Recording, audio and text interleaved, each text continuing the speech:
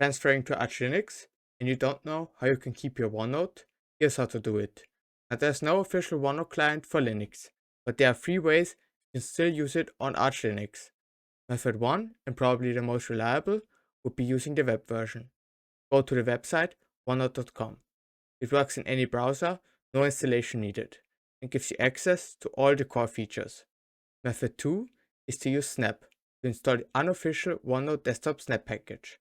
First, run the Snap Arch user repository with the link in the description. Then switch into the downloaded directory, cd snapped. Now build the downloaded files and type in your password.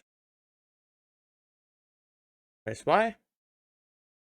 Now you need to enable the service to start a boot with sudo systemctl enable -- now snap.socket. Type in your password.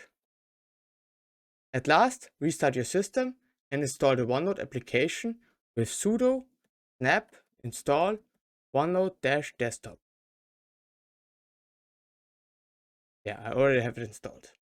The third option, and the one I'm using, is the P3X Electron wrapper. You can install it with yay. Type in yay P3X -OneNote. Yeah, it's the first one.